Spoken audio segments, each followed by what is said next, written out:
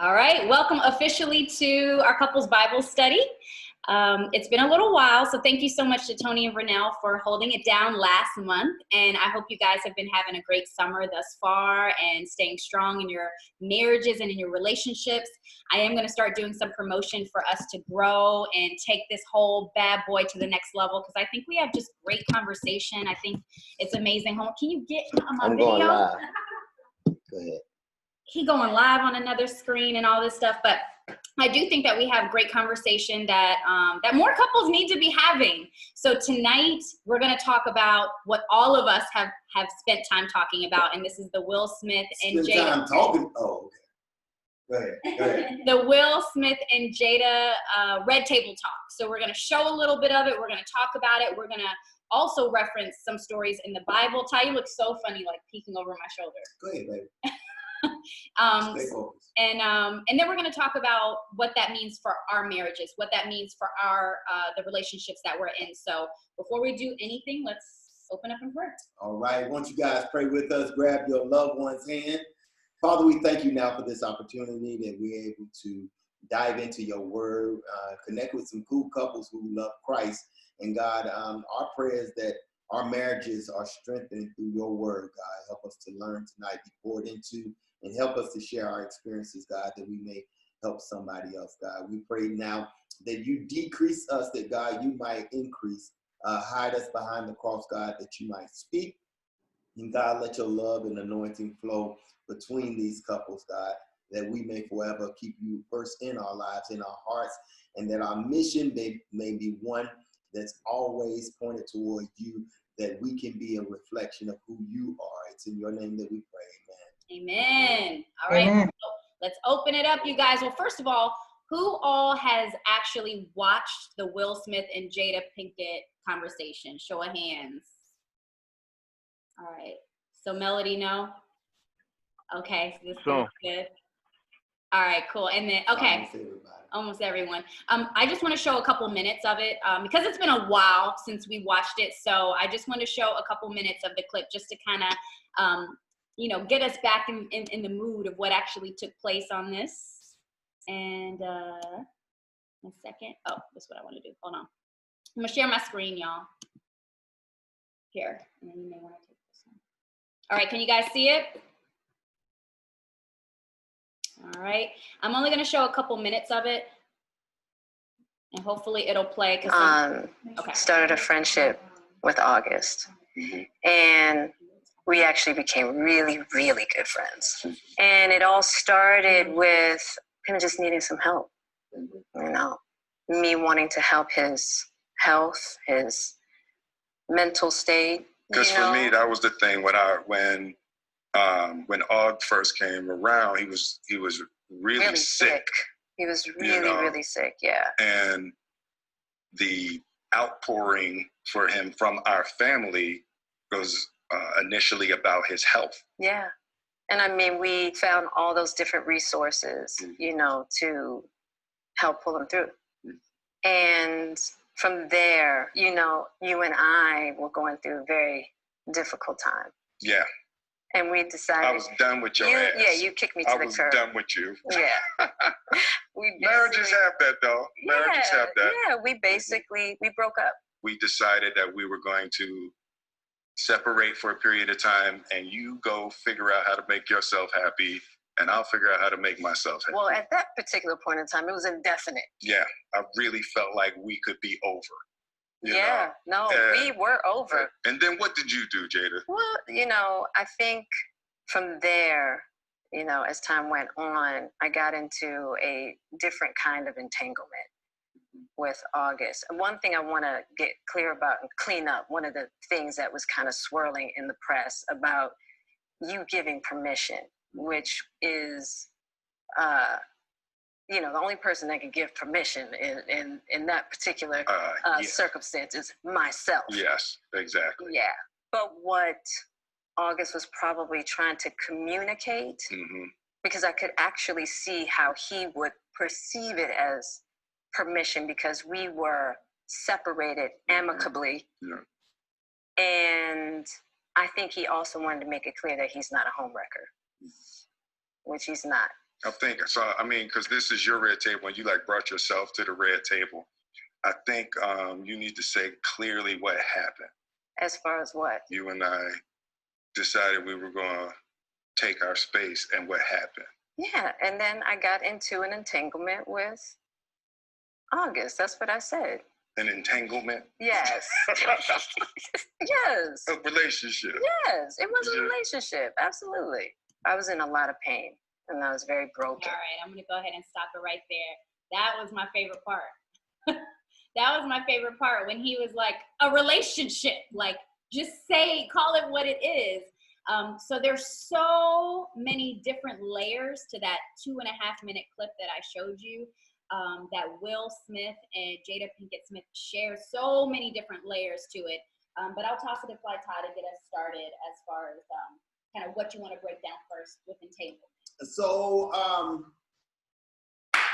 the name of our Bible study tonight is called The Entanglement. Raise your hand if you've ever been in an entanglement before. No. I promise that was a joke, y'all. I know that's right. Bell said thumbs down. Well, we're talking about friendships within your marriages. We're talking about appropriate friendships and inappropriate friendships. So we're going to dive into some biblical verses that talk about entanglement. And as you guys know, there was a lot of entanglements in the Bible. And that is what we learn from. This is a Bible study, so we're going to dive deep into that. But I want to ask maybe 2 or 3 of you a question. How did we get here? And when I say we, I'm not necessarily talking about you guys specifically, but looking at that clip, how did they get there? And I'm sure some of you saw the entire thing. Yeah. How did they get there to a point where they said, okay, we're going to go our separate ways. We're separated, but we're going to invite this young man in. And now someone close to their family, she grew to have a relationship with. She eventually said, yes, it was a relationship. How did they get there? Anybody?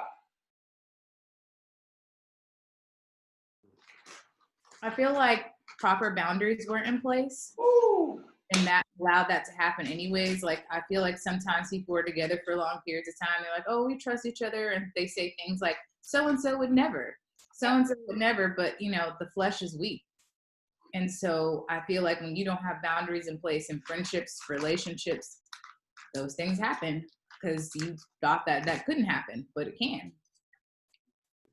And they were all at a weak space already. They already had, their foundation was already shaky. So to invite somebody on the outside in was just like asking for trouble. Because when your foundation is shaky, you see something, ooh, that look cute. Well, I ain't good over here, so let me see what's good over here, over there. It was a doom to fail at that point. But Brunel, they were helping a close friend to the family. No. You could help over there. Get this. Help Number one, helping. We're all men and women of God. Our heart is there to help, first of all. And second point, a friend of the family. All know and love. You could stay over there and I can help you from there. I'll send the doctor to your house. I'll send funds to your house. I'll have people come to your house, but I won't be there. I'll pray for you from over here. Yeah. So anybody else? We'll take one more. So we got boundaries. It was already an unhealthy relationship that was on unstable ground, and then you invite somebody in, which caused it to be more rocky. So the question on the table is, out of Will and Jada, how did they get there? How did it get that bad in their relationship? What are some things that you think could have caused the relationship to spin out of control into an entanglement situation?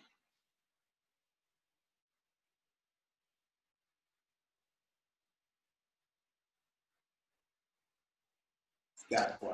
So I'll go. Hey, y'all. Hey, Vivian. That's Vivian. Hey, girl. That they may have had conversations and, you know, there was communication there, but they weren't addressing the issues, whether it was bypassed or it was just, you know, I know what you say you need, but I'm not addressing or I'm not fulfilling that. And they just weren't doing anything about it. And so, you know, there they are.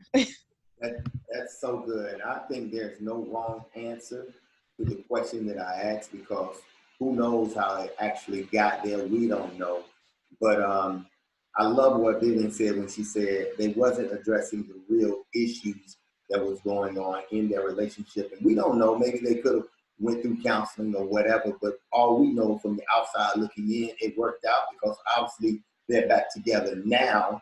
But if your relationship is unstable already, it's on shaky ground. And if you finish watching the entire clip, Jada really said, I just wanted to feel good. So she was saying that she went to find something from someone else that she really wanted or needed from her husband. And I think when we go and search for that void in our life, and we go and look for it in other sources, it could cause an entanglement. or let me even take it a step further. Sometimes it's, in this situation, she kept saying, I needed to figure out how to be happy. A lot of this she needed to find from within first, not even her husband, and especially not anywhere else, but within her and God first, and then go from there, because that's what she just kept saying. I wanted to feel good. I wanted to be happy. And they both said that. They both agreed. said You know, that. Will also said that, you know, he needed to figure out how to make himself happy. And I don't want to assume anything on his end as well, but, you know, it was just kind of like only her side got aired out. And it's like, okay, but, you know, what did he do during that separation as well? And so, you know, I think that's non-disclosure. That's what he did. Yeah, because you know there was some laughing, like, you know, you already got me back. Right. Yeah. She's like, you already got me. She said, you already got me back. So the first thing we want to do is like, what is an entanglement? I would be honest in saying that this is the first time I heard this word. So I was like, entanglement. Ooh, she just, you know, blew up this new word. But what does entanglement really mean?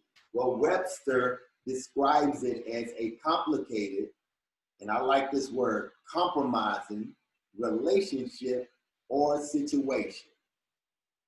A complicated or compromising relationship or situation.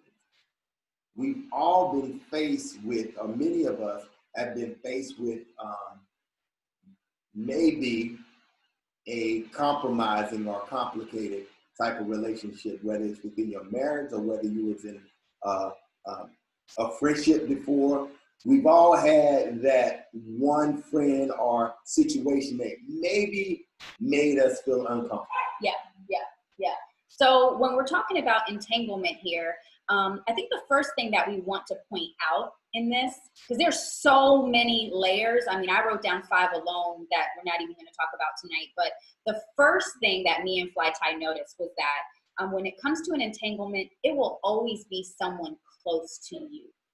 First and foremost, it's always going to be someone close to you, close to your family, close to your friends, because that's the only way you're going to be able to let them in anyways. So when we're talking about barriers or boundaries, understand that entanglements always start from within your circle, within your camp. And if you're like, Jay, no, not all the time, I want to go to the Bible. If you guys can go in your phones or in your Bible to 2 Samuel 11:2. 2 Samuel 11:2.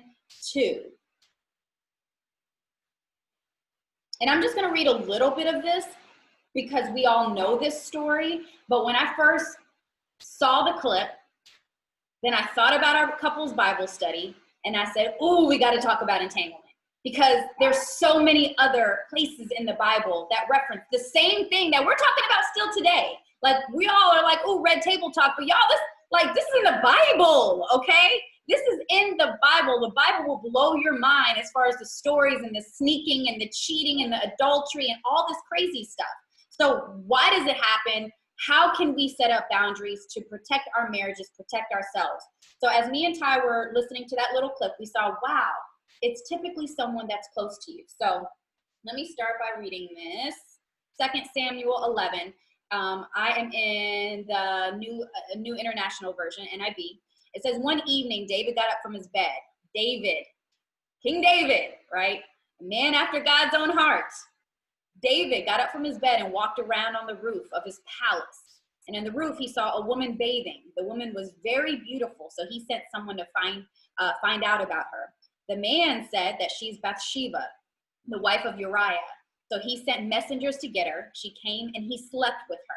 Then she went back home, and when she came back, she told David, I am pregnant. I have actually conceived. And so I didn't want to go into reading too much more detail about it, but you can kind of sum up the rest of the Bible story. Well, for those of you, we do want you to go ahead and read that entire story. If you don't know the story of King David and Bathsheba, I'll just kind of paraphrase it for brevity of time. Bathsheba was faithfully married to a man named Uriah.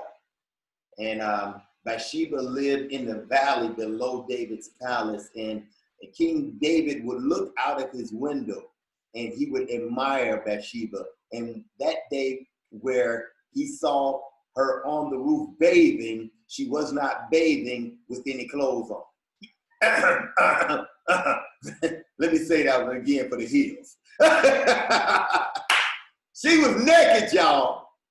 My first point in that oftentimes is somebody that's close to you. It could be somebody on your job. It could be somebody that you may have been friends with. It could be somebody who you have spent time around. But oftentimes it's people in arm's length distance. It could be somebody right there at the church singing on the choir that you see every Sunday. But a lot of times it's those friendships that are in our inner circle are those associates. Because to Vernell's point, or I think it was Brittany that said it, that they have been together, Will and Jada have been together so long, they're comfortable, they trust each other. And so your inner circle are people who you trust, you all trust. So those sometimes can be the weak links that we need to actually pay attention to. And David was found lusting after Bathsheba. And that's when David was wrong.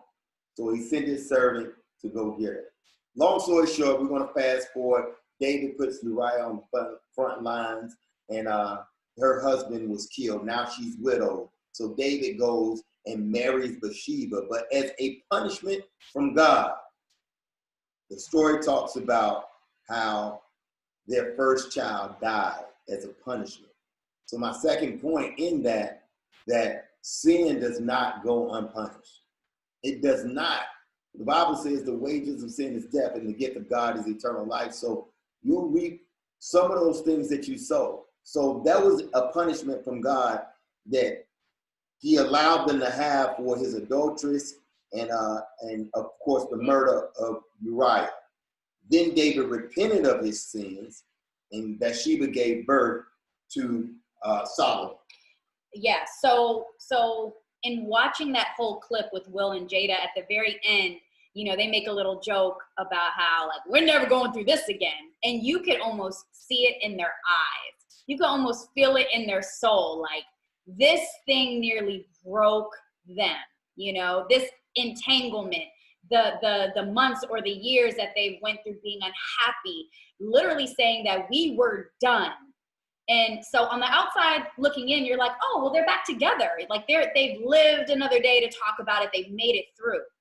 But that pain was really, truly, they were paying the price for the decisions that they were making, the wrong decisions that they were making in that time. So we know what happened. So how could it have been prevented?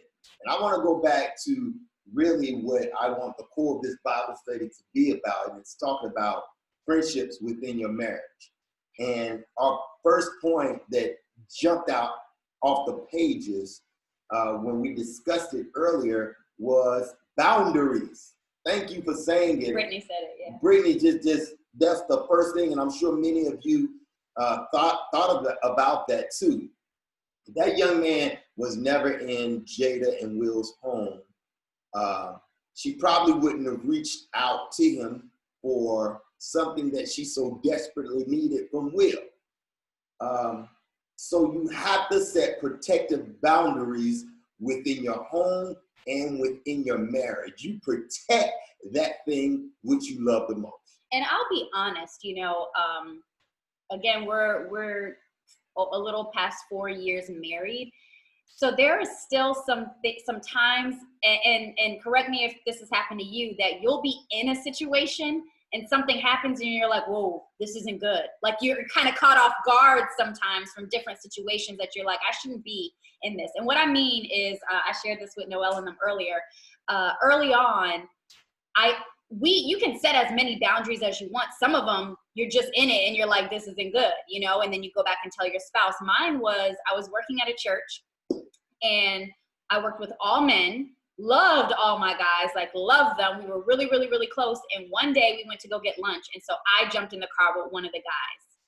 And it wasn't until I was in the passenger seat that I was like, this doesn't feel right at all. This feels wrong. It feels bad. I shouldn't be here. Get me out. You know, and we were just going down the street to go lunch and bring it back. And so, you know, we went and we did it. And I got back in my car and I told Ty, I was like, I was in the car with Bradley. I'm sorry. And he was like laughing. He's like, it's cool. It's fine. But it's like, that was something that we then created as a boundary, you know, not being in someone else's car of the opposite sex, you know? So, but that was one that I would not have known unless it happened to me, you know?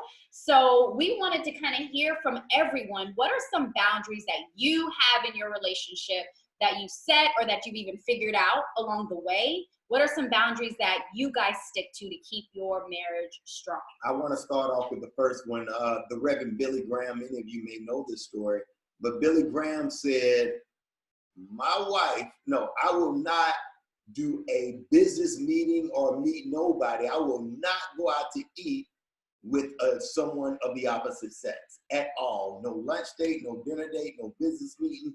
I don't need to be alone with another woman. And he did that, and they was married probably, 67 years. They was married a lot of years, y'all. He never would sit down with another woman alone. That was a boundary that they set and what he felt comfortable. And when we talk about boundaries, it's that thing that's on the inside that make you feel uncomfortable. That's when you know you've crossed over that boundary. So yeah. I would love to hear somebody else talk about boundaries within your marriage. Yeah, we can kind You're of helping somebody tonight. Yeah, we can kind of we'll go down the list. I'll hanging with the hills. Shanna and John, how are you guys tonight? What's a boundary that you guys have and stick to and has worked for you guys? We were just sitting here trying to think, like, you know, what are the boundaries? What boundaries? What is the boundary? Y'all ain't got no boundaries. I'm just like, you know what I'm saying, right? She was like, Will and Jada. No rules. Man, right. But you agree about no boundaries. Well, like, we're not the first ones. We shouldn't be the first ones. I know. I the motivation. Like, of course, you know, adultery is not there, but like, dang, what else do we have? No. But we've been together for like a really long time. So one of the things that we were talking about just now, you know, amongst each other was that our boundaries have kind of grown and morphed, right? Because I remember there was a time when I was at work and I was in a work environment where I was texting my coworkers about work, and she wasn't in a scenario where she was texting. So it was like, yo, you have disrespected me. There's a boundary broken. You know, I don't know why you're texting coworkers, that you don't have any personal relationship with these coworkers. Why? I mean, you don't need to have one. And then she moved into a scenario where it was more normal for her to also text back and forth with coworkers. And so it was more of a evolution, right? Yeah. Of one, right? Of a boundary. And that's really probably the one that comes to my mind. So it's good for you, but it ain't good for me. You know what I'm saying? Ty, preach on it, Ty. And she was like, no, you can text someone cool. You know, no, exactly. So that's kind of a reverse of you guys did have a rule, but once you were in it, you were like, we don't really need this rule. Like, no, it was more like, Jonathan, you breaking the rule, but you know what I'm saying? You breaking it, but now, oh, no, I wanted to text Bill. Like, yeah, we needed to text, so it's cool now. It's cool. Go and text them. Yeah, it's cool.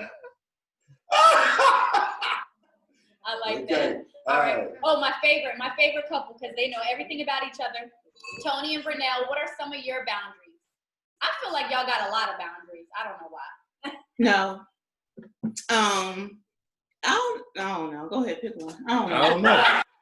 I think, you know, we always, especially when we do a lot of teaching, we talk about how relationships evolve. And so, I mean, very similar to what the Hills were saying, that, you know, early on there were some things, but then they began to transition. And so I think it's very similar with these stupid cell phones. Like, it was very interesting that my wife, anytime I was on my phone, work, play, thumbing, whatever the case may be, she'd be like, but I think in her mind that I was texting Jada talking about something, hey, when my wife goes to sleep tonight, come through. Okay. Go ahead. She said, go ahead. You tell me to speak. Yeah. Okay. But now, I'd be like, hey, baby. She'd be like, huh? I'm on TikTok. Thanks to COVID. 7 hours later. What you say, babe? Oh, so again, for me, it was a problem. But then when she began to do it, it was like, what are you talking about? I never thought that.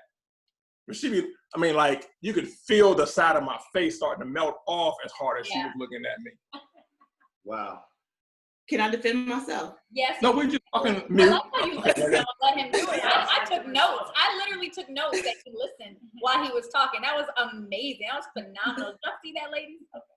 No, and I was, Tony has always had a lot of female friends. Like, from the minute we met, he's always had a group of female friends, and that's something that I had to be okay with early on. So when we, when we got married, there's this one woman now, I'm sorry, I won't disrespect her. One woman now where, like, she had him first. They've been through a lot together, and like, now you're mine. So why you still talking to her? Y'all had history. Stop talking to her. And every now and then I'll see like the phone ring. It's her name, or she had a kid. And she calls him for whatever. So that bothers me for a long time. And I told you that bothered me. But in his defense, that was like, anyway, they had a lot of history. They were really close, or whatever. But like, now his two employers are both women now. So like, when he's texting with his coworkers, it's like, I have to respect that. So I don't know, like that whole situation with the phone thing has now, it's not really a boundary anymore. It's just more of me accepting the fact that there's no way around him not talking to females. Yeah. But our thing is, like, we don't have a lot of single friends. They're female or male. Like, every friend we have, we both know the spouse on some level. So that's our boundary. Like, we don't invite single friends into our circle. We literally talked about that today. That was one of ours. Yeah. So one of our boundaries is it's very similar to that. So if I have a friend, it's not my friend. It's our friend. That's my friend too. Okay, that is my friend, and I have her number too, and we all text together. Okay. I don't get to have that's our boundary. And saying, well, that's just my friend. There's no such thing. Hanging out with my friend. Yeah, I wish you would. I wish you would. But if she has a friend too, I need to meet that man, and hopefully he has a wife. We wouldn't go as far as saying we can't have any single friends, but if it's really somebody that's going to be close to us, they need to be married, because that's just the lifestyle. What are they bringing to your relationship? Yeah, like, exactly. What are they bringing to our relationship that's being healthy for us? Because oftentimes a single person who's friends with someone who's married, that could cause problems, right?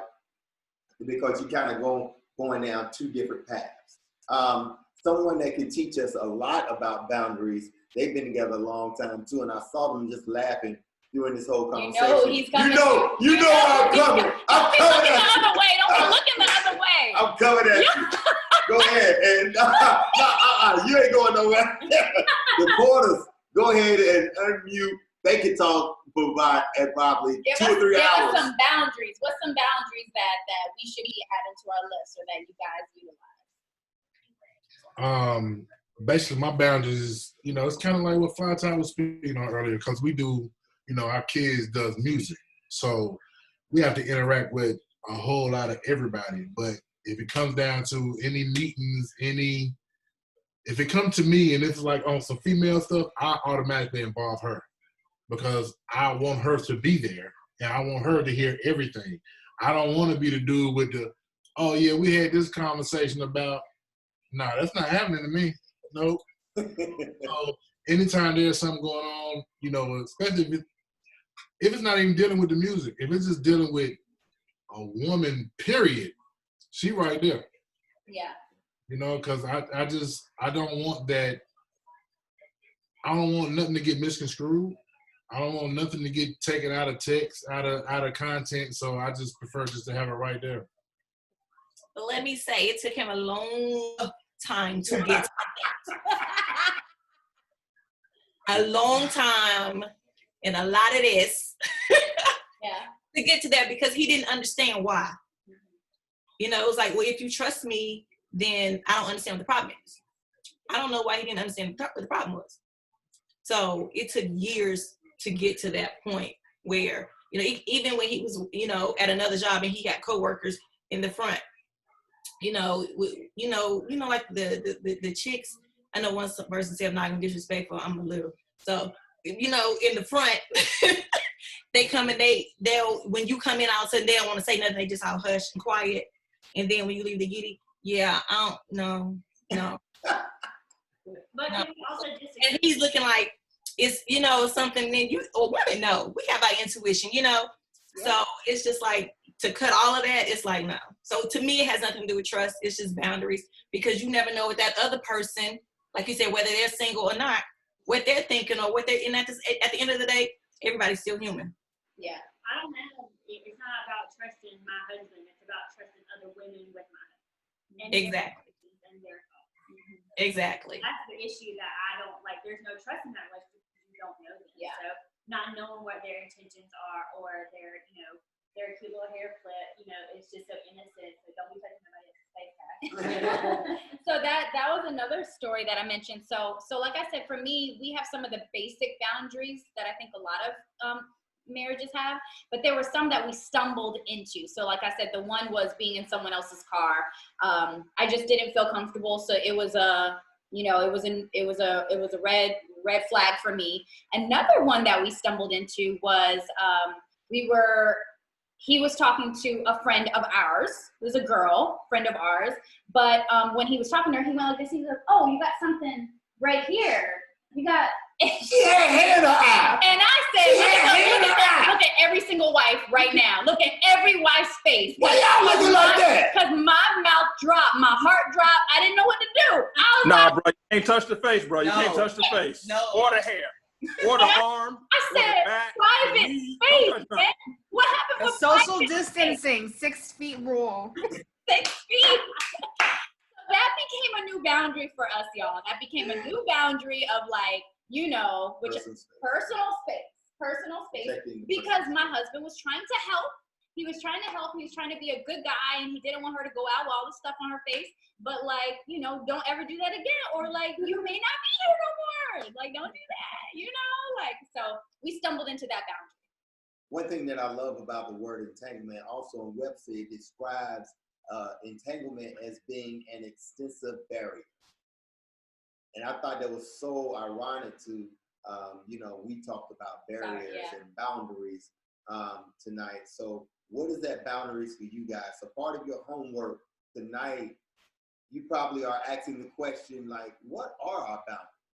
And maybe we need to discuss them and, you know, even list them, because what your spouse may feel like is not appropriate, the other one may be like, wait, that's disrespectful.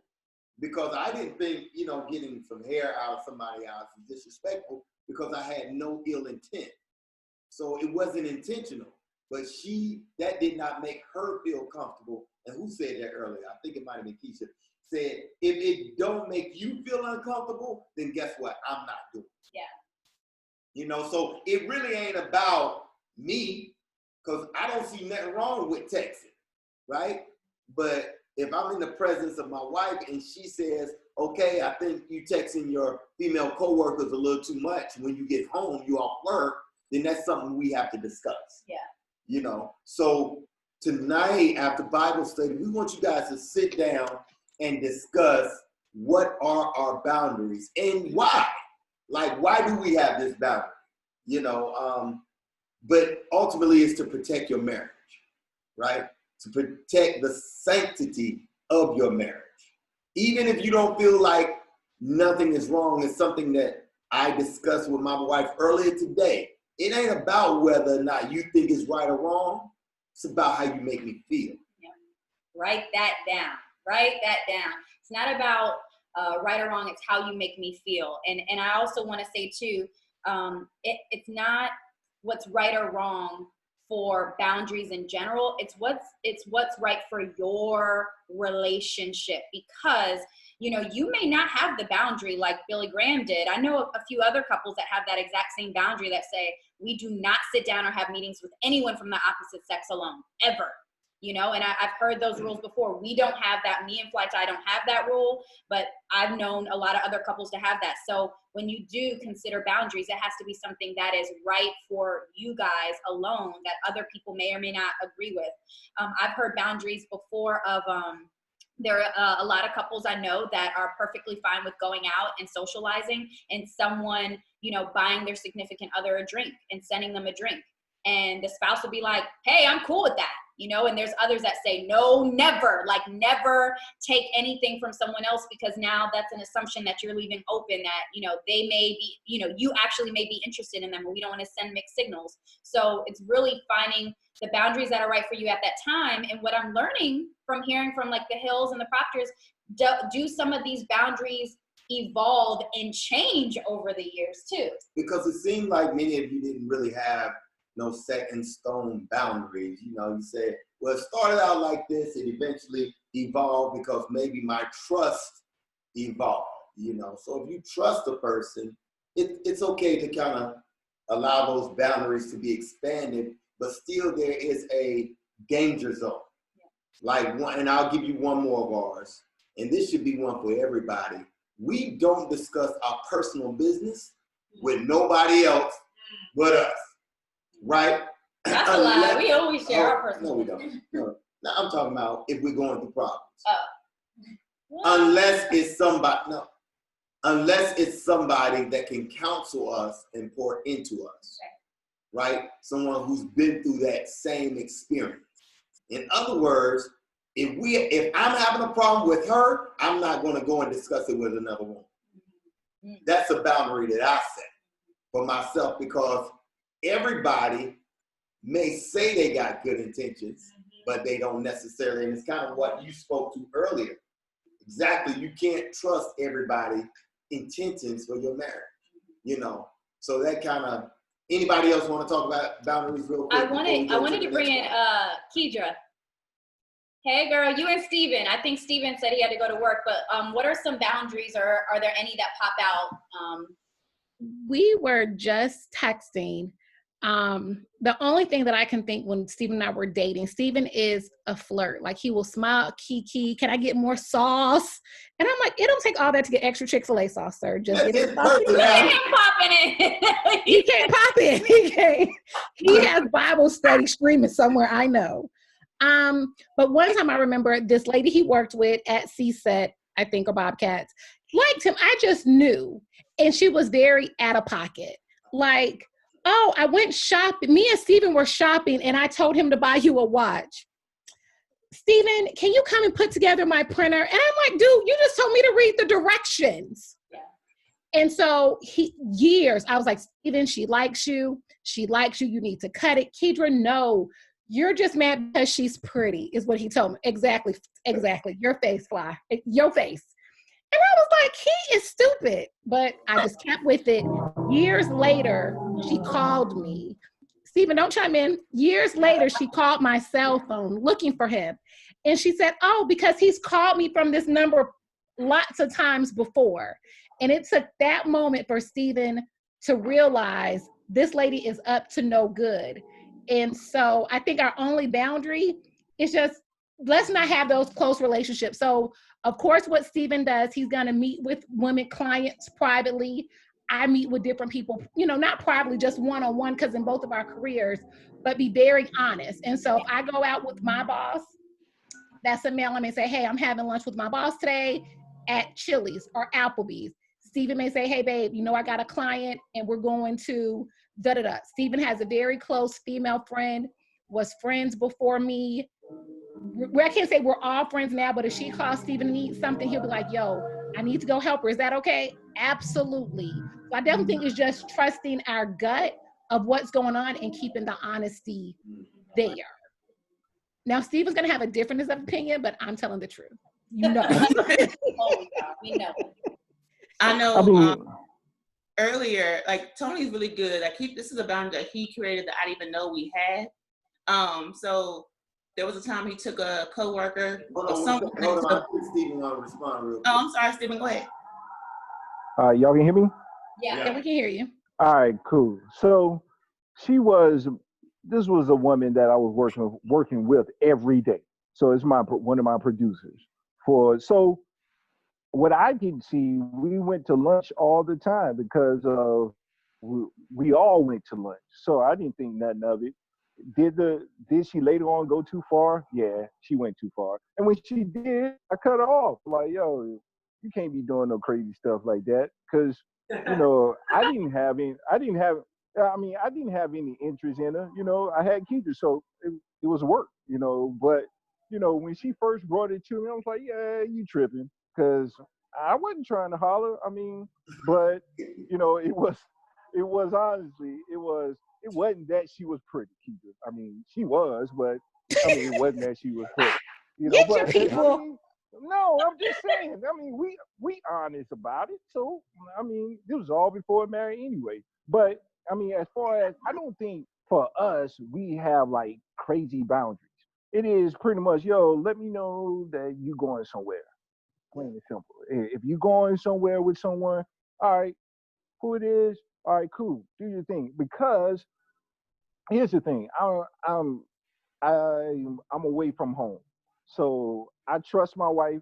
I'm not saying that she's not capable of doing something, no, but I just trust her enough to be like, yo, if she says where she needs to go with someone for a business meeting, that's what it is. Neither one of us really the jealous type, so I don't really get into the, oh, you can't do this or you can't do that. I guess it's more we just have an understanding, like what's too far is just too far. It's like, if I see that you calling all the time, that's suspect. For me, you calling somebody all the time, or if you texting, hey, you texting about what though? I think it's always limitations to anything. Yep. Especially when it comes to work. So. I love it. Thank you for popping on too. I know you're working. Vernell, go ahead. Oh, I was basically saying the same thing. Like, Tony's really good. I didn't know this was a rule until he's done it a lot. He had a coworker in the car. I went to the gas station, and he calls me at the gas station and said, if any of your spies call you and tell you that I'm in a car with a girl, she's a coworker, and I just came to get gas. Thank you. But then we also have there's some women who work with him in his other Charlotte office who, I guess funny because he calls me Queen V, so they all know me as Queen V. So when they talk to me, hey Queen V, and they have my number, they might ask him to put a TV up, but they'll sometimes call me and say, hey, can I borrow your husband? I said, sure, we'll all be there. And Tony will say, if he's going somewhere to put up a TV, hey, you want to come? I said, yep, me and our 3 kids are going. We're going to sit there and watch TV you putting up. So it's like he makes sure I'm included in those things, so therefore I won't be in my feelings about it, because he knows I do have a jealous spirit sometimes, but he makes sure that he communicates it with me. So that's a boundary that he put up that I didn't even know we had until this conversation. That's awesome. One thing that I love that everybody is saying is communication. I think as long as you communicate about what makes you feel comfortable and what makes you feel uncomfortable, then it's okay to kind of extend the lines of your boundary, as long as you letting them know, because you may not know. But I like the way she took ownership of that. Can we borrow your husband? Yeah, we'll be there. That's letting other people know, don't cross that line of what I consider sacred. I love it. I want to call on a few more people too. Brittany, oh, and I love it. Yeah. You said you got what? Go ahead. Yeah. Go ahead, Brittany. Go ahead, y'all. There was like 2 things that we wanted to share. We won't hog the mic, I promise. No, go for it. Share it. We actually had this really funny story. It's not that funny. It's only funny because it didn't happen to us. But we went to a music festival, like, was it 2 years ago? It was like 2 years ago. And it was like a bunch of couples and everything. And it was in the summertime. It was all cute. And it's a couple that we've met up with there. They met up with a friend of theirs. She was single. I had never met this girl before. So, you know, we're all just talking and mingling, and some of the husbands kind of go off and, you know, go in their man circle and they're chit-chatting, and the girls are kind of standing off. And I didn't realize that at the time, the single girl that we didn't know, had sauntered over to the husbands. And so, like, a couple minutes go by, and all of a sudden, I just feel Justin come up behind me and whisper in my ear, "Hey, baby, real quick, I need to talk to you." I was like, what? What happened? He was like, "I don't know what happened, but I didn't want to be anywhere around that." Apparently the single girl, like, hit on his husband and was like, "Oh, I didn't know you had it like that. Like, I see you've been working out." And, you know, it just weirded him. He knows better. He was like, I didn't have anything to do with it. That was not, like, I'm out of it. I was so weirded out. And he was like, you know, it just weirded me out because, yeah, like, the husband corrected her, but I guess he felt like he wasn't assertive enough. Like, you need to really be a little bit more firm about it. And it was really awkward for all of us. Like, we were super weirded out. But the other point, I don't want to talk for you. The point that the other one was you complimented me. She made a boundary that, like, when her girlfriend want to talk about, like, their relationships or what have you, or siblings or whomever, and they're like, well, I want a guy's perspective. Like, she never lets me talk to them. She knows I don't want to, but she shuts it down for me. So I really appreciate that. Not because, like, you know, anything like that. Like, I don't want him talking to people. It's just, especially the closer that the person is, if they're like a cousin or something like that, like, I don't want to put him in a situation to where he's held responsible for advice. Yep, that's good. That's so good. I'd rather him have the stank face with me, you know, and say whatever they need to say than put him in that position. So that's just a boundary. And that was a newer boundary. I know we were talking about how boundaries change over time in relationships, and you don't know what you need until sometimes those situations come up. Yep. And he didn't even realize the benefit until I started doing it. He was like, wow, I get it now. I love that point. I love that point. And I'm reading so much more into it. Sometimes we don't see the benefit, but our wives could be our eyes and our ears and our wisdom. You know, by show of hands, I just want to take a survey. And if you got your camera off, it's okay. But this is really for the wives, the ladies in this. Raise your hand up, ladies, if you trust your man at home with one of your girlfriends by themselves. Depends on the girl. Depends on the girl. Exactly. Just said. Depends on the girlfriend. Yeah. Wow. Shoot, I ain't like that's my house. But I think they cannot. No else, so they got cameras.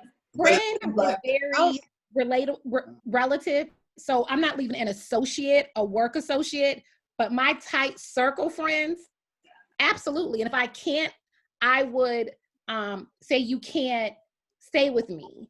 Like, you know, I think your friends know, like, Stephen has a best friend, the kid's godfather's known since 5th grade. I've known him just as long as I've known Stephen. And Stephen was like, I had to go to Atlanta for something. He was like, yo, just stay, you know, with C. And I was like, one, I'm not staying there. But even, I think I would never stay there, like, spend the night is different. But even CP was like, nah, I'll put her up in a hotel. Like, nah, she ain't got to stay, but we'll get her a hotel. And so I think it's the respect of your friends that they know that boundary. Like, Stephen, you know, he was in town. Stephen had to go to work early. He left right behind Stephen. It's like kind of unsaid. So I just don't see them hanging out, but I just don't think my friends would even want to do that. Yeah.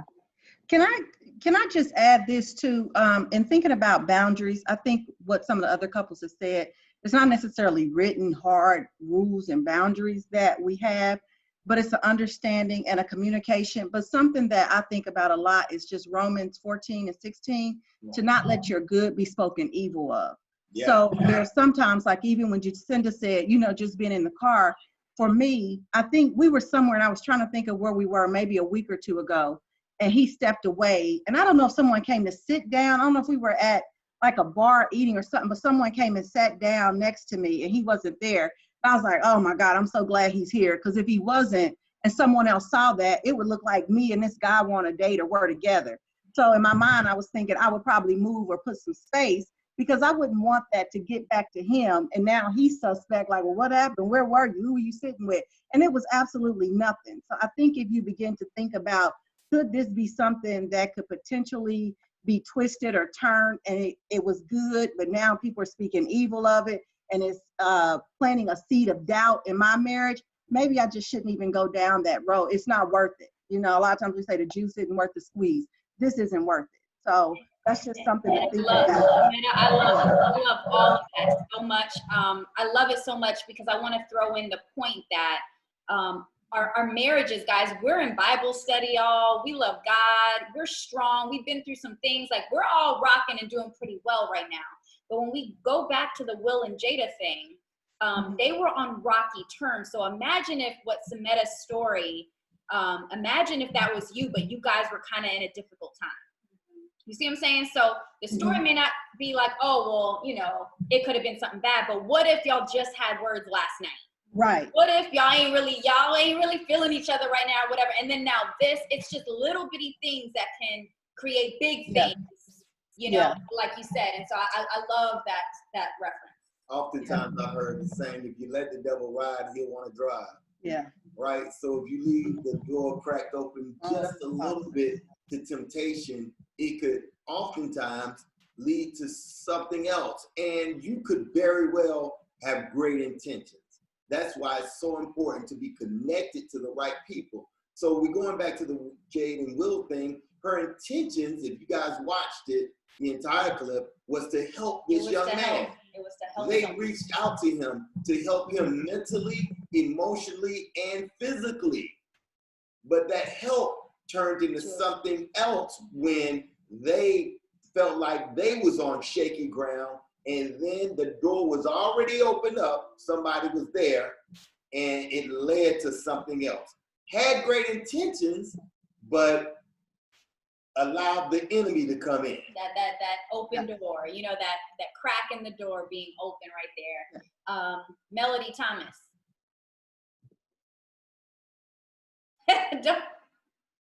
No boundaries. You know, y'all ain't got no Y'all boundaries. ain't got no boundaries. You know what? It's kind of funny because like we met and Thomas said he sleep. He said he sleep. I am sleep. We really don't have boundaries. Like, we're so unorthodox in a lot of these areas. Y'all So gonna make me I'm come over over here here for like real. I'm over here like cracking up on the inside, and it's no. I got nothing, honestly. So we text other people. On, Thomas. I have a birthday buddy. I go out with him every year on our birthday. We have the same birthday. He's the opposite sex. He's married. I'm married. I mean, obviously there's mutual respect there, but I got nothing. I don't know. It's just different. I think we communicate, but I mean, we both been in network marketing too. So like, you know, our friends up in Ohio, Jeremy in Jamaica. I could be in Cincinnati with Jamaica, and Mel be in Columbus with Jeremy, and we think nothing of it because it's like, man, you know, they're our friends. This is what we do. But I think one of the things that we do in our communication is we always let each other know where we're at. So if I'm leaving somewhere, it's you know, we text each other, hey, I'm on my way home, or hey, I'm out to dinner, I'm doing this. Hey, you know, so we know where we are. Thomas with ladies all the time, and he's a hugger, and he do all of this stuff, and right. I don't know, like maybe it's me because it don't faze me at all. Yeah. But I trust him so much. I could see how it would be easy if he wanted to, because those boundaries aren't necessarily set. I feel like they're set, but there's leeway there, obviously. Like, I mean, if he wanted to, I wouldn't think anything of it. But it would be so easy for him. It's also to my profession. Like, I train a lot of young ladies, and I look at myself as an example for them. And so a lot of times it's, you know, it's like, man, I'm always thinking, like one of my old bosses used to say, is it worth it? And, you know, a lot of times that goes through your head. Is it worth it? If I do this, is it worth the consequences that are coming. And I think before you do something, you have to have those thought processes, but it's always knowing that, man, I'm an influence to a lot of young ladies and they admire me. I'm their hero. All that within their lives. And I'm like, there's just too much. It's just too much. So I try to, in everything I do, be calculated to not do certain things just because I know. Because he was gone, and when he was getting ready to go to Ohio, he just got back, like literally right before we jumped on this call. I was like, oh yeah, I'm single, da-da-da-da-da. He was like, correction, you're not single. Get it together. You might be alone, but you're not single. And I was like, you right. I was like, the baby away, you gone. I'm going to go live my best life. And he was like, you are living your best life. So yeah, Noelle had a good point. I think it goes back to like him giving you a reason to trust him, and not to say, like, I'm gonna use Vernell and myself as an example. Not to say that Tony or Raleigh has ever given us a reason not to trust him, but like in past relationships, growing up, going through other relationships, you have been scarred, you have been burned, and it's natural to have that shield up to say, oh, well, why are you texting this girl at 10 or 11 o'clock at night? And it may be honestly something that is important that we may not necessarily see value in. But again, Mel may have not been in a situation where her husband has, or not just her husband, but any man in her life has really caused like this trigger of, we have to protect ourselves. Yeah. And I mean, and that's the thing is like, it's not just scary about other men and women out there, but like, our relationship is sacred. Our marriage is sacred. And you would hope that other people are going to respect those boundaries.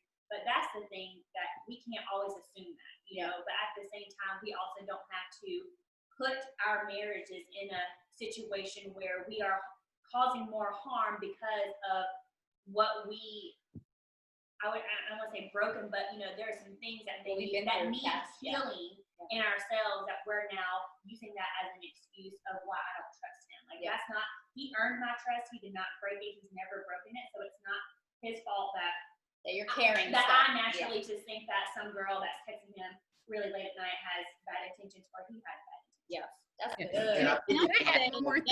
I can say one of the things, like Thomas and I, both of our parents, unfortunately, you guys know Thomas' dad passed away not too long ago. But our parents have been married for 40 plus years, both of us. And so for us, it's kind of like we've seen certain things throughout marriage and relationships through our 30 plus years of life.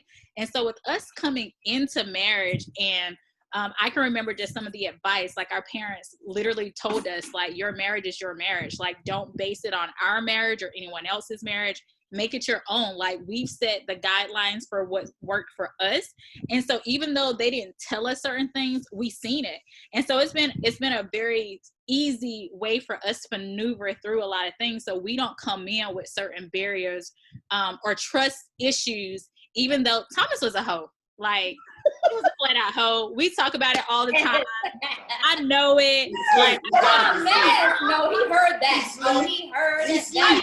He was a whatever. It is what it is. So what he say? Now he did say, now come back and redeem myself. He did go through 6 years of celibacy before marriage. So he redeemed himself. However, I'm just saying a brother had it in him. That's all I'm gonna say. He gotta go. He got a Zoom call, but he did want to throw those 6 years in because I'm gonna give him credit for it. He paid his dues, man. Can I add one more thing, guys? I think when I'm just sitting here thinking, and Stephen came from a family, his parents are still married 50 years. I came from a single mom. And so some of our things on marriage is different. I really didn't have any clue what marriage was. Like a lot of my family, they are not married or single, that kind of thing. But one thing I remember asking Stephen, and I think it just gave me peace. I was like, why would you never cheat on me? And he said, Kedra, it's not really because of you being my wife. It's a promise I made to God. And Stephen doesn't make a promise. And I think that gives me so much calm to where I never felt like, now, I'm scary and think everyone's going to get kidnapped. So sometimes if he's not answering, I may see him on my, on our iPhone locator. And I'm like, okay, it's not because I'm thinking he's cheated on me. It's like, well, did he get kidnapped? Did he fall off the road? Did he fall asleep? And so it's always something dramatic. because life happens so quick. And so I always worry about his safety, especially right now in our climate.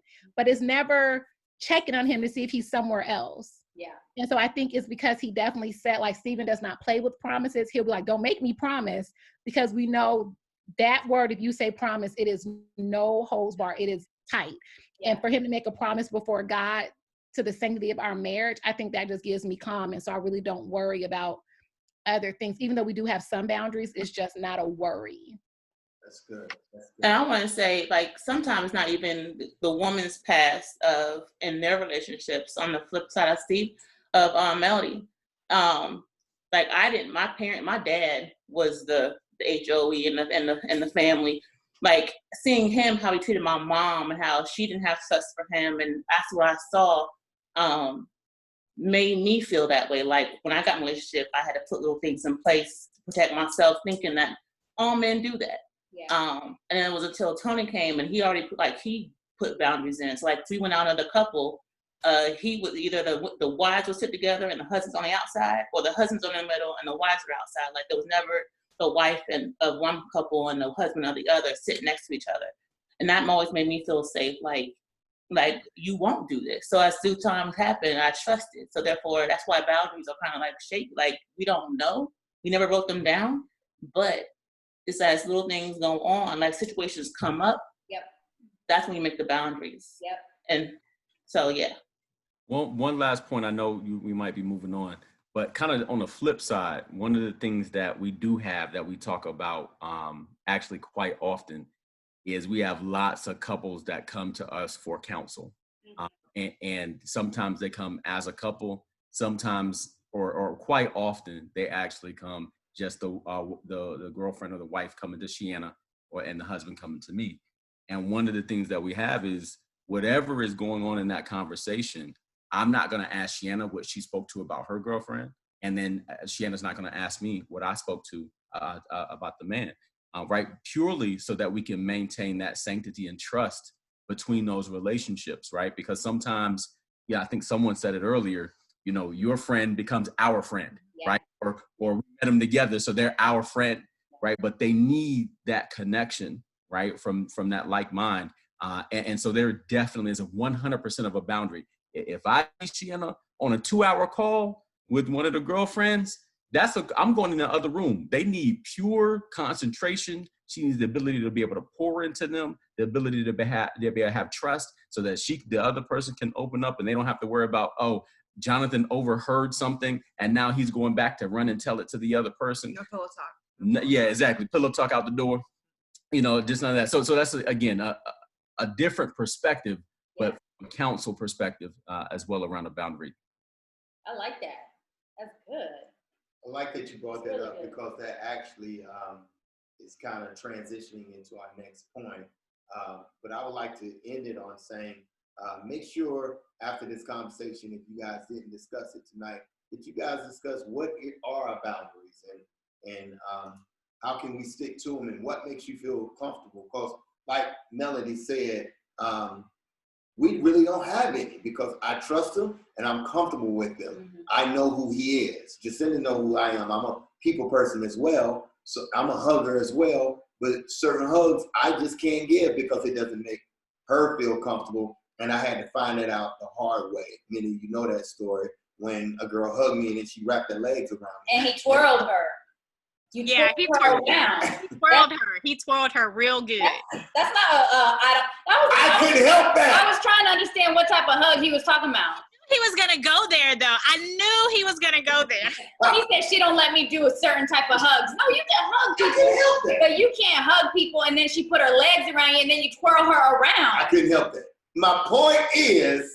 And then he said, what was I supposed to do? Let her fall? And all the ladies say, yes. All right. Bye. Bye, girl. Let me use a different example then. Calm down. I'm a people person too, but I couldn't help that. Here's a different example. Here's a different example. One time I was having a group conversation. I was with Jacinda and a girl came and just sat on my lap. Oh, y'all, we do tested all the time. We are tested all the time. Look at Robert. Can someone please screenshot this? Hey, look. I couldn't help her sitting on my Was lap. this when you were dating? Yeah. Oh yeah. She sat on my lap. Did you push her down? Like you didn't block it? You can block it. Like, no.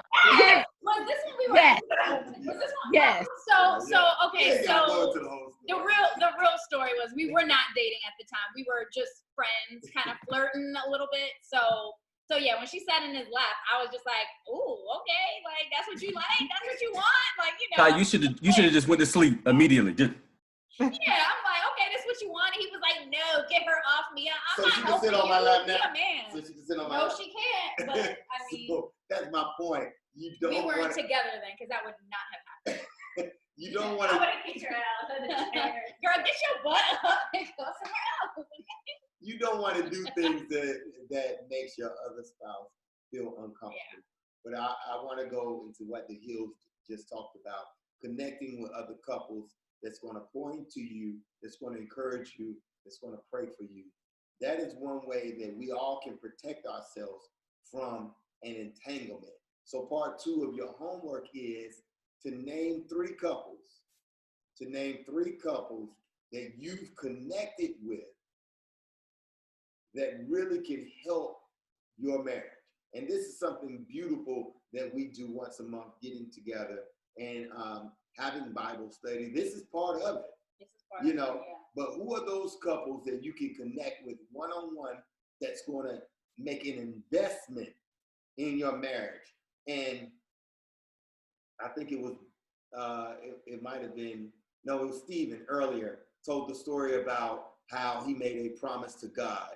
Remember those groomsmen and those bridesmaids at your wedding that stood before the preacher, witnesses, and God and made a promise to support you, to made a promise to pray for you throughout your marriage? You know, I don't know how many of you guys are still connected to those that was in your wedding party, maybe your best man or maybe your bridesmaids, but are those the ones that are really praying for you, that's encouraging you, that's checking up on you, that's supporting you when you're going through your worst times in your life, that's celebrating with you when you're going through your best times in life?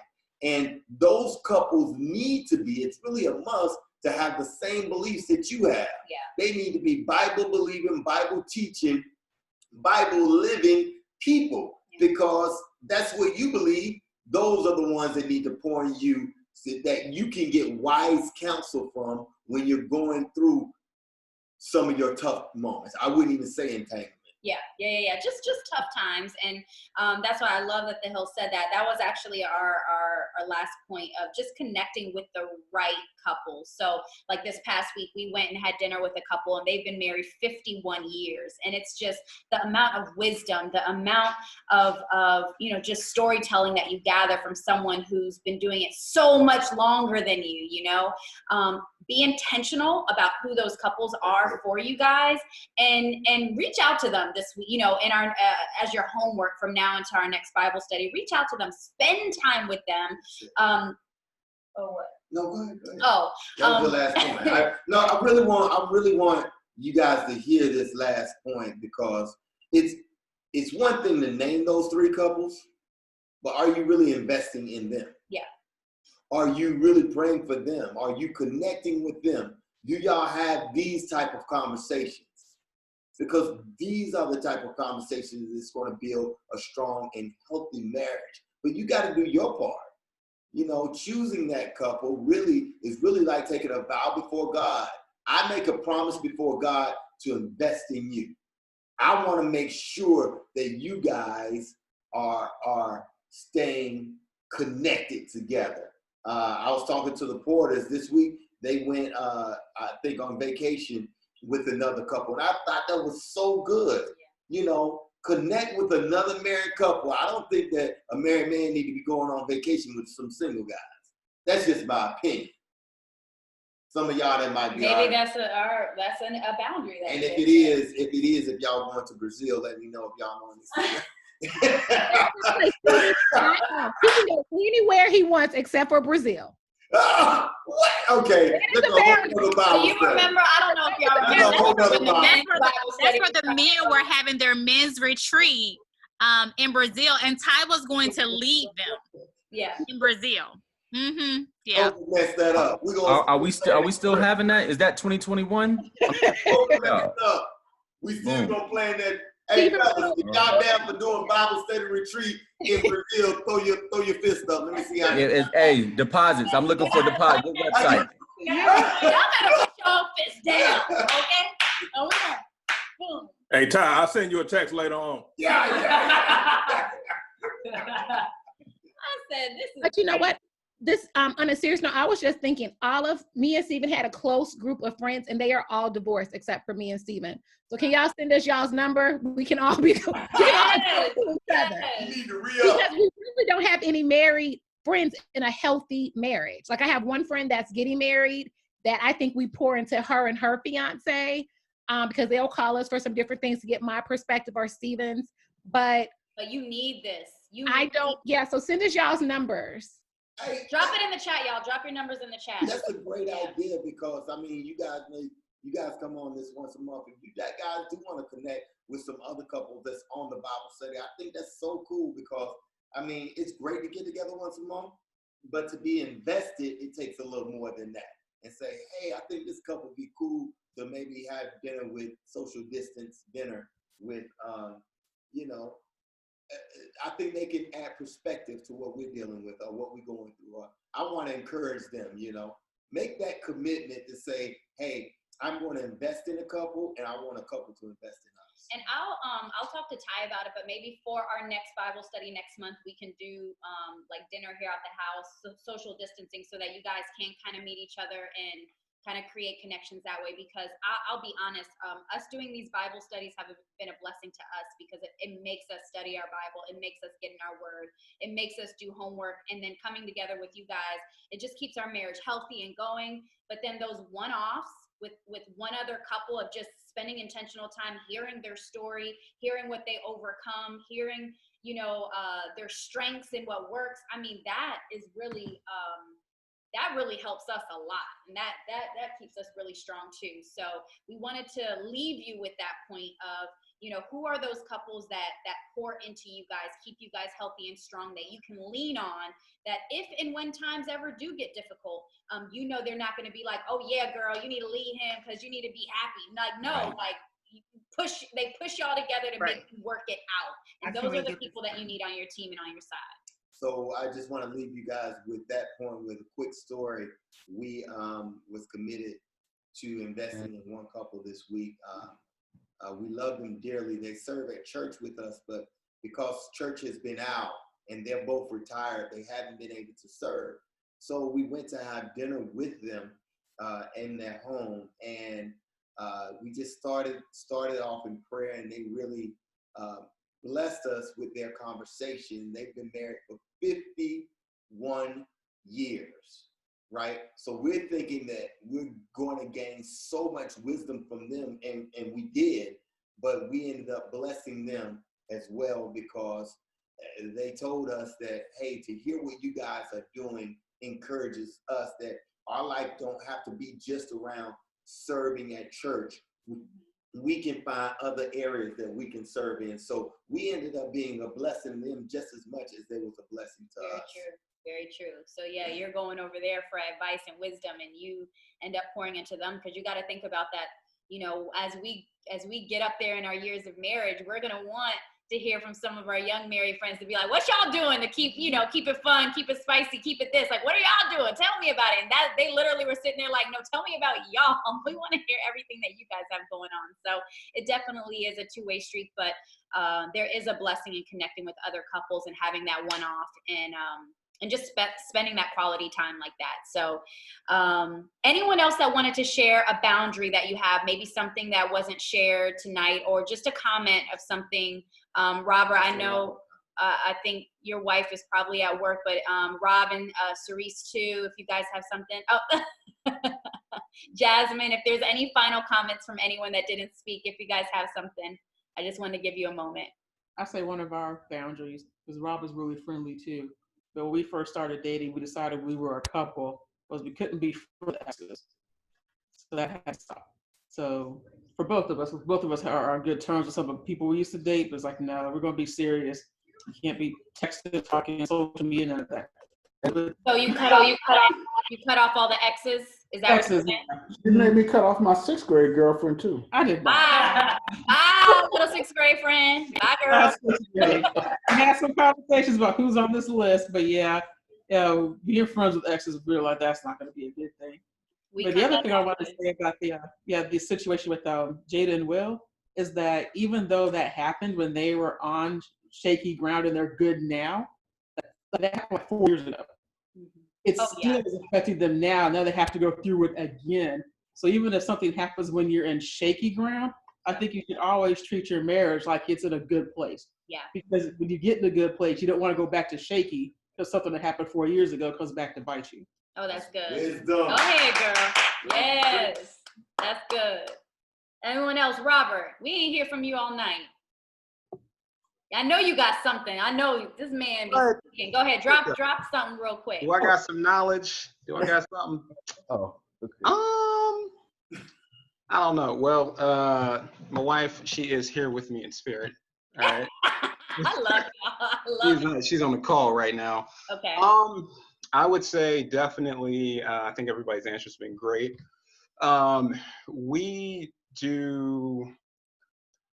It's funny. I'm listening to everybody's stories. It's like we have like boundaries, but they're like unspoken boundaries, like that you just kind of know. I would say in what I do, I don't really like. It pretty much is kind of like the whole like if you go to lunch thing. I don't go to lunch with a female. Like I'm just not. Like I know I'm not crossing that line. It's just kind of not happening. I can't remember. Somebody said something earlier that I want to make a comment on, and I can't remember who it was. But I would just say, basically the, no, I'm just saying, like, we have a great relationship. I mean, I don't know. I can't think of anything like off the top of my head that like we're like pretty close. And I would say we do have a no new friend rule.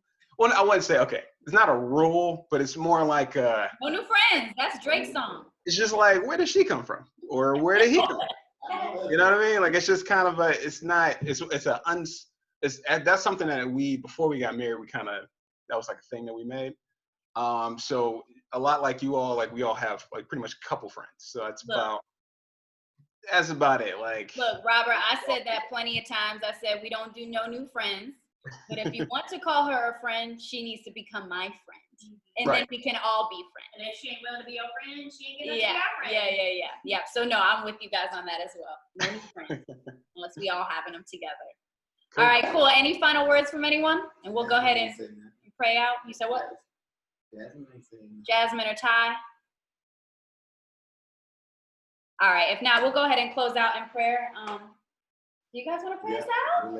Our guests. So, and for some people that popped in late, Raleigh came to get his hair cut tonight. So it just kind of worked out. It was like 2 birds in 1 stone. He's getting his hair cut with Fly Tie. And then I was like, well, bring Noel, and then we'll do Bible study together. So we all friends here? We all, yes. And then you guys can book Fly Tie for your haircut at any time. He is on Stalcy. Look, Ty needs a hair. She needs a haircut. Yes, he said he's available. Check his Stalcy. All right. FlyTieOnAir.com. He's telling me what to say. FlyTieOnAir.com. Is that good? But Jacinda, you gotta be there if I get my hair cut. At first I had a problem with it, and I said you can't cut women's hair. But now in their home, he couldn't cut women's hair in their home.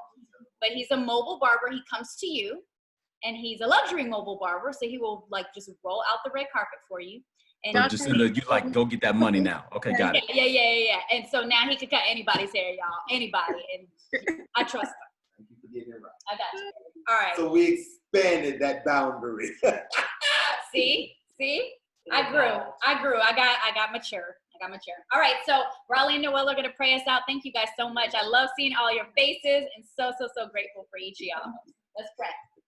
So my wife, just letting y'all know, she does not want to be tagged in, so I'm just going to bring it home for us. She warned him with the no tag team prayer. Heavenly Father, we thank you for this opportunity to come together this month. with all of our friends and our family that we call, our Bible study, Lord. And we just give you thanks for this opportunity, Lord, to grow and get stronger in your name, Lord. And we just ask that we take these conversations to heart and put them into action, Lord, and just continue to make us under your armor and your shield, Lord, and just give us the strength, Lord, because at the end of the day, the enemy is always out to get us, Lord, and it comes in all forms, in situations, whether it's going to attack us as individuals or as a married couple, Lord. We just need to take these lessons to heart, and not only do we need to strengthen our marriages, but we need to strengthen the marriages of the people in this group and also in our lives, Lord, and let us be the light and set an example for other people so they know what a strong marriage looks like. Not only a strong marriage, but a strong relationship in Christ, Lord. And we just ask that we set that foundation for our friends, our family, our children, our children's children. Let us be those couples that are married 50, 60, 70 years. God. And we just, we really strive for that, and we're shooting for that, Lord. And that's why we're here. Lord, we just ask that you be with all the couples on this call during this time of change and this recovery in the country and in the world, Lord. Just watch over us for the next few weeks until we meet again, Lord. And we just ask this and pray this in your precious and holy name. Amen. Amen. Amen, y'all. So, okay, I will work on some details to see if we can do a social distance type of dinner outside and kind of work that out for August, where it could be a Bible study and eat and we kind of still get to connect. So that's something I'll work on and I'll drop in the group me. Second thing and last thing, I want us to do something fun. Drop a selfie of you and your spouse smooching in the group me. For everybody that didn't make it to Bible study tonight, they're going to be jealous and they're going to be at the next one. And if I can add, do a little and drop it in the chat. With that smooching in the group me, thank you guys. I've been seeing so many numbers pop up in the comments. Leave if you're comfortable with it. Leave both of your names and your contact numbers so we can connect you guys more than just once a month, because during a time like this, I know we miss coming together. But again, we talk about connecting with cool couples who love Christ. I think that's very important. So just so I see a lot of you guys put it in the comments, but we would love if you could drop it in the group me so that other couples can reach out to you during the week and just say, how are you doing? I love you. I'm praying for you. Is there anything you need? Are you sure you're done, Ty?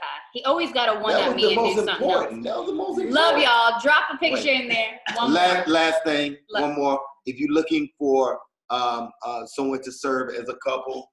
Love Week, y'all. I wore my Love Week t-shirt today to remind you guys. I know some of you go to Elevation, some of you don't. You don't have to go to Elevation to be a part of Love Week. It's a week of service where you can go out. You can pack meals. You can go serve at a shelter. It's a lot of safe events. Trust me when I say safe events. They take it very seriously. The place you can go and serve, it's thousands of events going on, is elevationoutreach.org. Elevationoutreach.org. I'm done. Anything else? I'm done. Are you sure? Ty got one more thing. Jonathan got one. You got one more thing? No. Right, Ty ahead. got one more thing. Yeah, go ahead, Ty. What was that last thing? Yeah, I knew you got one more. You know he got one more. Give him one more, Ty. I'm done. If you need the actual link to the men's fellowship in Brazil, we're working on that. I got you. We are. And I'm out. Love offering. Yeah. There you go, Riley. Exactly. Get ready, fellas. We going to Brazil. We going to Brazil. They ain't gonna let you back in. They ain't gonna let you back in. Good night, y'all. Drop your pictures. We love you guys. More details about dinner coming up.